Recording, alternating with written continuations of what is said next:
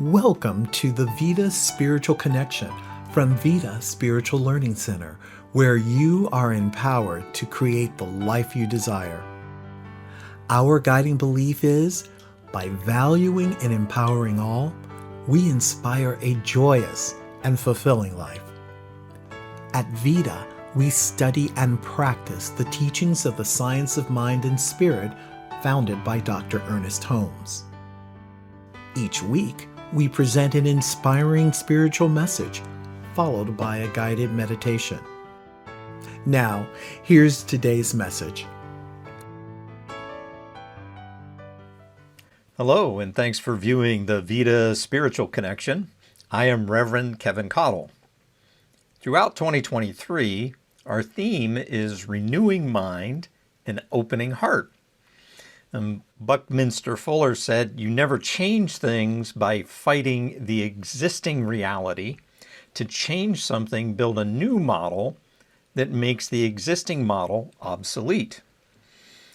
Today, I offer a way that you can acknowledge the challenges represented in your existing reality or your existing perceptions, and use that very reality or perception as the basis for building a new model. As I often do, I turn to the wisdom of the Simpsons. And in this episode, Bart decides it would be cool to carry a knife. And he has to read a book about knife safety. And the book introduces a character called Donnie Don't. And it begins with, "Don't do what Donnie Don't does." So here's some things that Donnie Don't does. Now that you're consciously aware of those things, don't do those things. Just the mental gymnastics to unravel such a proposal begins a shift in your thinking. And as you notice that the existing reality has negativity, it has some limitation or perhaps even some harm, you begin to put those in the don't category. And as you rule out a limitation or negativity or harm, your thinking redirects towards something else, something new, something better. In March, we are delving more deeply into your encoding for renewal and your worthiness of renewal. And notice that life on Earth, of which you and I are a part, runs in cycles. In the Northern Hemisphere, March is a time in which nature moves from a dormant phase to a more active phase. It moves from an unproductive phase to a reproductive phase. And I notice that life, in all its various themes and variations, it naturally and spontaneously welcomes, accepts, embraces renewal. Even though humans are encoded for similar cycles of renewal, humans sometimes resist or deny or reject renewal. And this derives from a false notion that one is not worthy of, nor even capable of, any sort of improvement in one's life. You know, a primary premise of the science of mind and spirit is that you are encoded for renewal, that your mind is always renewing in some small or big way, and renewing your mind is a fundamental cause of your soul's evolution throughout this human phase. And today I intend to help you transform the arguments against to arguments for your absolute worth, for your power, dare I say, a requirement to create a better life for yourself in all those lives your life touches. I have tried, as most people do, to persuade someone, or someone has tried to persuade me, sometimes very passionately, sometimes very heatedly. I would say argued to change another person's mind or behavior. And more often than not, that argument, that passionate persuasion, that heated part, derives from a contrived fear. And that contrived fear takes the form of lack and limitation or scarcity or density. And I differentiate between a contrived fear and a circumstance or a condition in which one is genuinely under threat of harm or death. Contrived fear is kind of a distortion, it's kind of a glitch in conscious thought. This passionate persuasion, it could be trying to convince, let's say, a sibling to go on an amusement park ride around which that sibling has a contrived fear. Passionate persuasion can be trying to convince someone, which means projecting the arguer's false perception of lack, limitation, scarcity, and density on the arguee. And passionate persuasion can be more subtle.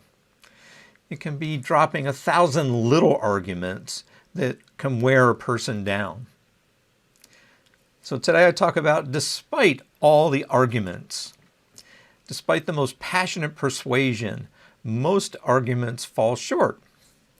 And any argument for lack, limitation, scarcity, or density works only to the degree that the one being persuaded resonates with the contrived fear, that someone buys into the negativity. Using the fear and negativity as a Donnie don't, to the degree that you know and live your goodness, your godness, to the degree that you feel your inherent divinity in some small or big way, that you are somehow, some way pure spirit at your essence, you are not easily persuaded by contrived fear. You are not swayed by arguments for lack, limitation, scarcity, or density. So I remind you of my Science of Mind and Spirit, my current bumper sticker. Think it, know it, feel it, express it, experience it.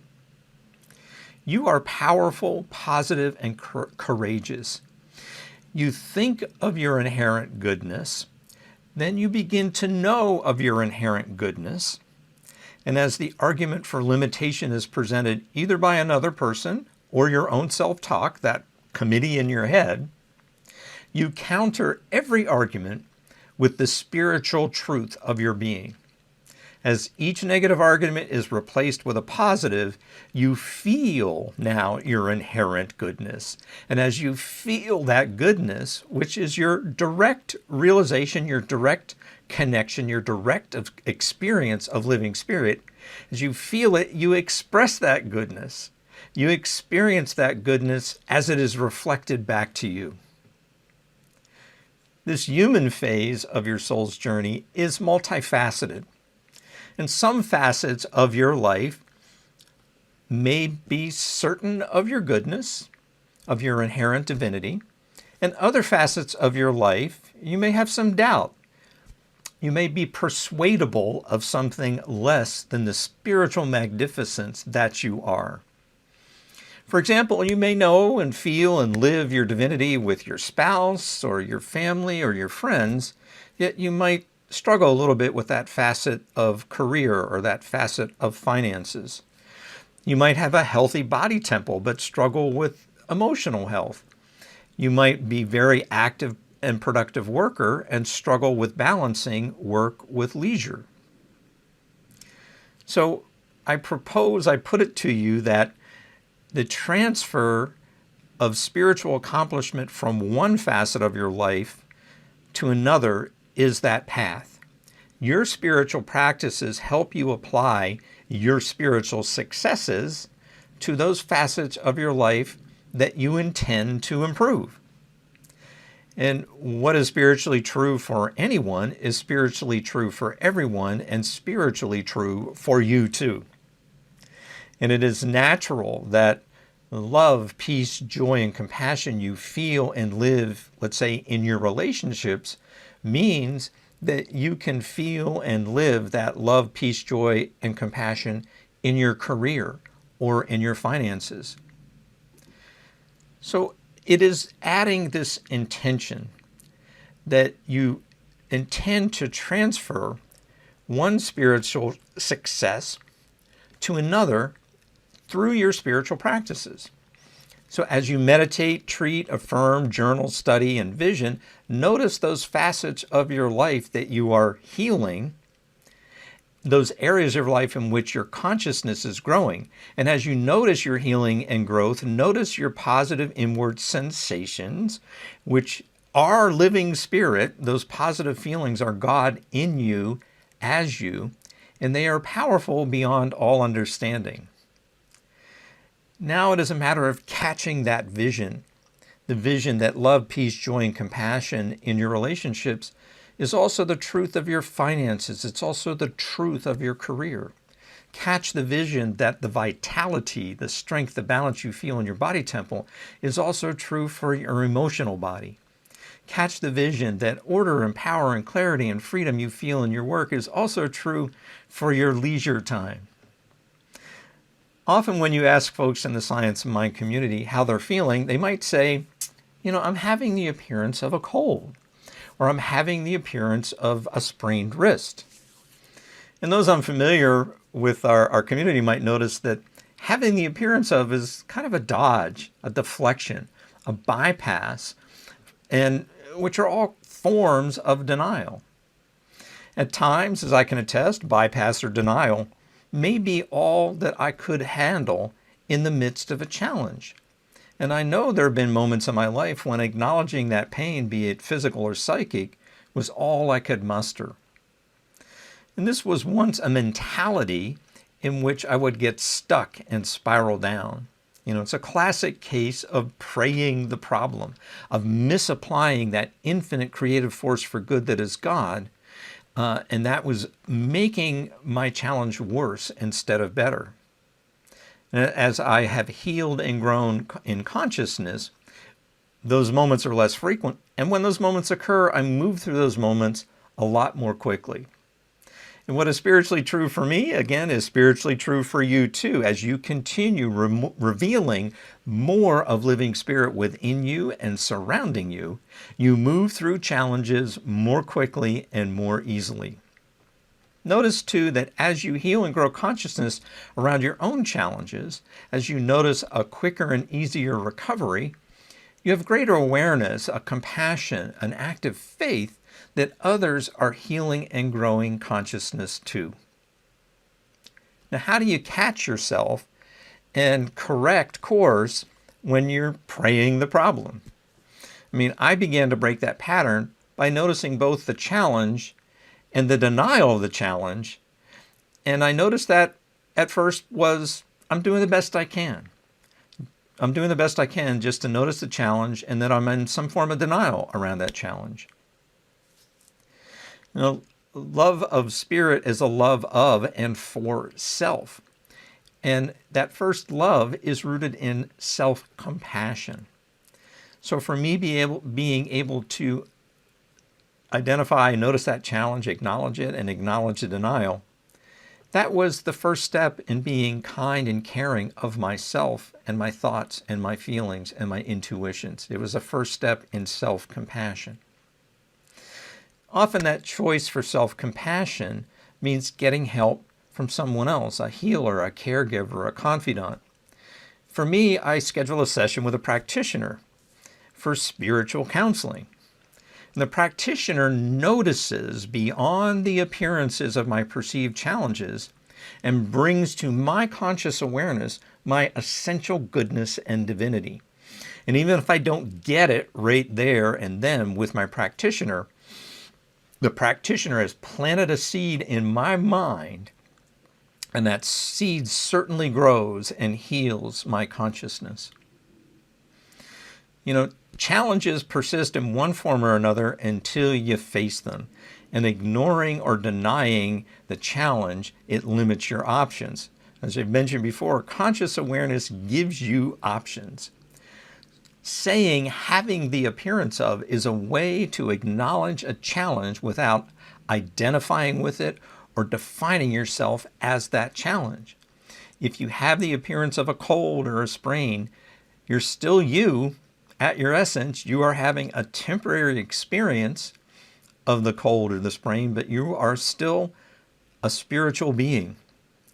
When you say, I am having the appearance of, you are saying the challenge has your attention, but the challenge hasn't taken over your mind. The challenge has not disconnected you from spirit or source.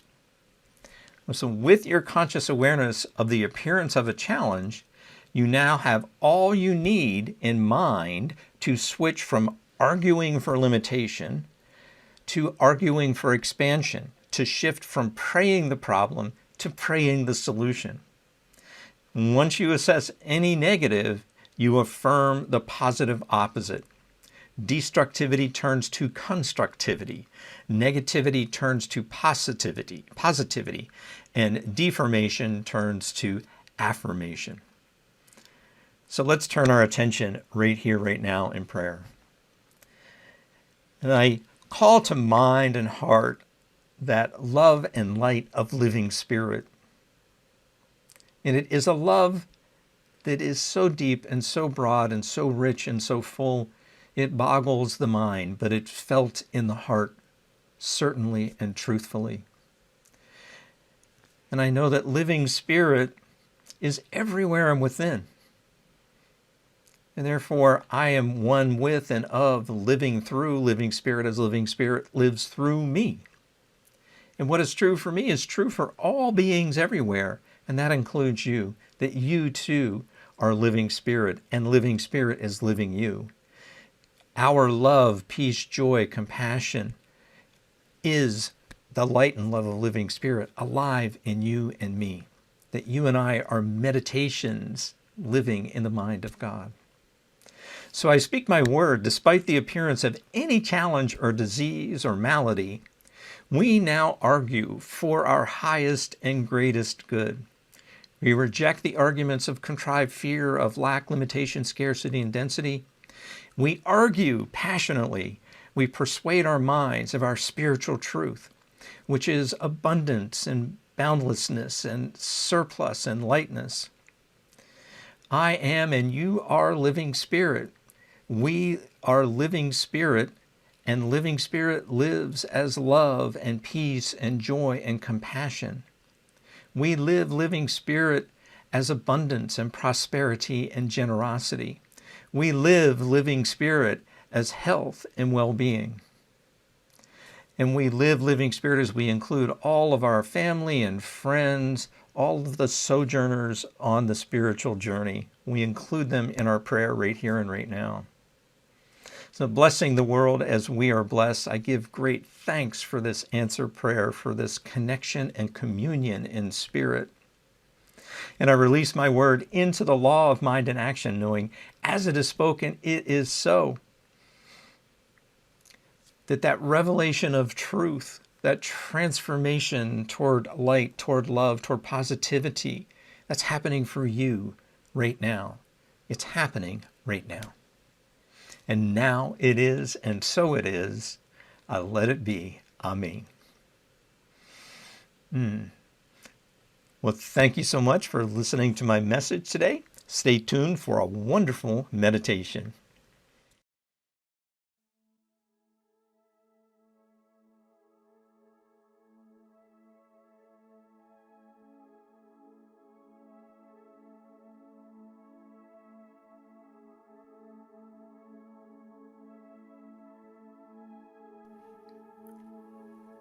Welcome to our time of meditation. Let us begin by relaxing and allowing any busyness of the day to gently fall away, bringing our attention to the here and now and on our breathing. Let's take several deep breaths together, breathing in all the way and holding for a moment, and then breathing out completely. Let's do that again. Breathing in, holding for a moment, and releasing.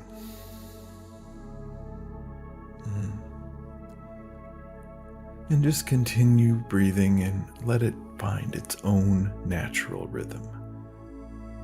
And as you continue, begin releasing any tension that you may have been holding, releasing more with each breath out, breathing in and breathing out.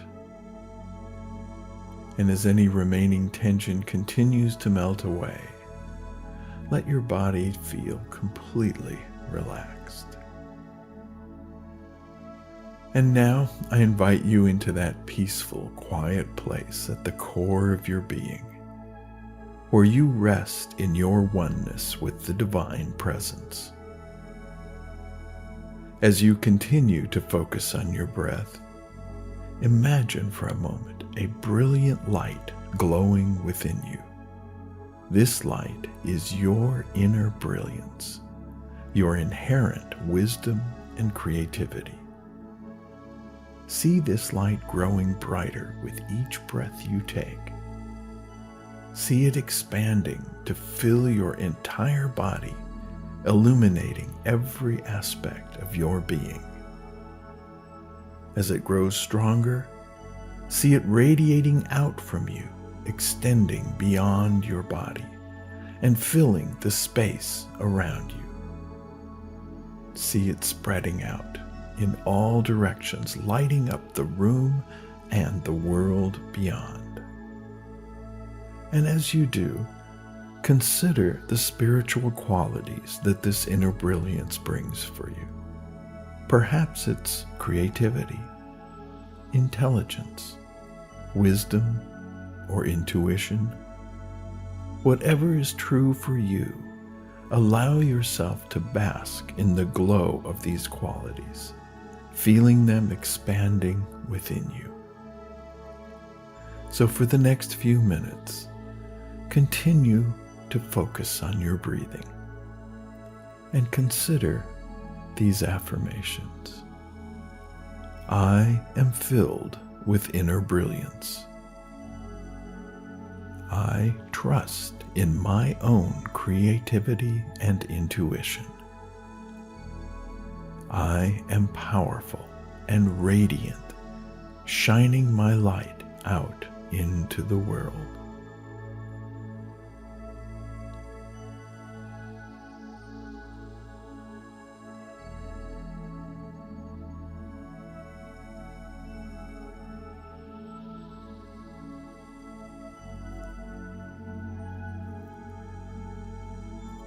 I am filled with inner brilliance.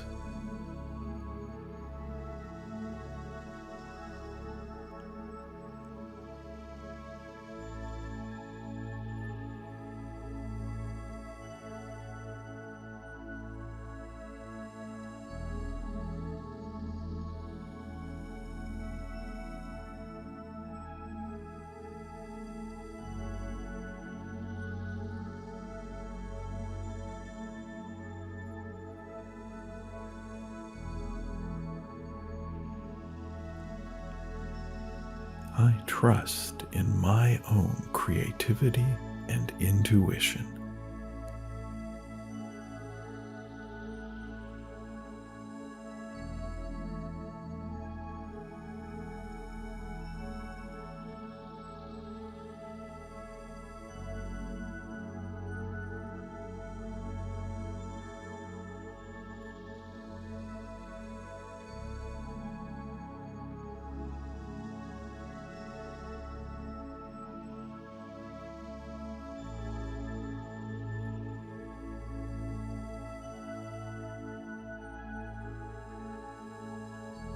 I am a powerful and radiant being. I shine my light out into the world.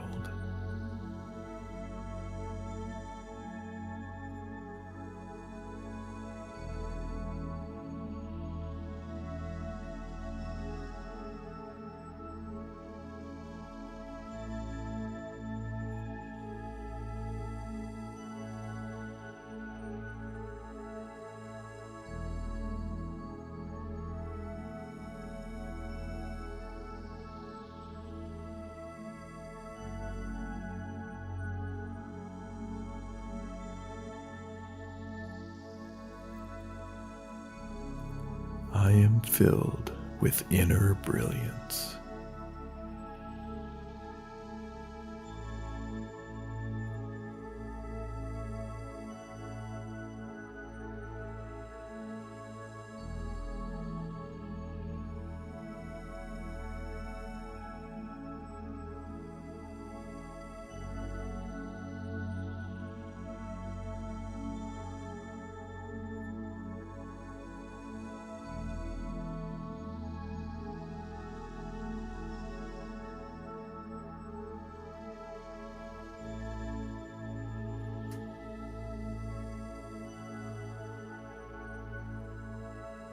Let's take a few more deep breaths, feeling the light and the affirmations sinking into your body and mind.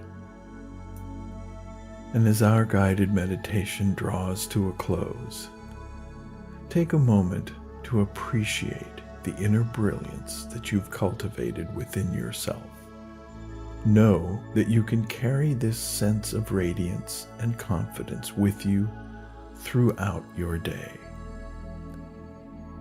And now, please join me in an affirmative prayer.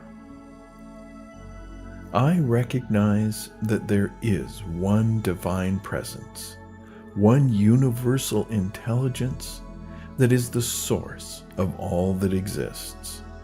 It is this intelligence that created me, and it flows through and as all things. In this moment, I know that I am one with this intelligence. And as I know this to be true for me, I know it is also true for each and every one of us, for we are all unique individual expressions of the one divine mind. I know this intelligence as an inner brilliance that is always shining within me. It is the light of divine presence, radiating from me out into the world. I know that we all possess this inner brilliance. It's not limited to any one group, for it is our birthright, the very essence of who we are. As I align myself with this inner brilliance, I am able to access my highest potential and bring my greatest gifts to life. I'm filled with a sense of joy, knowing that I am living in alignment with my true nature and fulfilling the desires of my heart. I turn away from any doubts, fears, or limiting beliefs that could hold me back from fully embodying my inner brilliance. I surrender any sense of lack or limitation, knowing that the universe is abundant and always providing for my highest good. I give thanks for knowing this truth, that my inner brilliance is always ready and available to shine bright and to bring creative intelligence into being. And so I now release these words into the creative medium, knowing that it is already done as I have spoken it. And so it is, and now it is. Amen.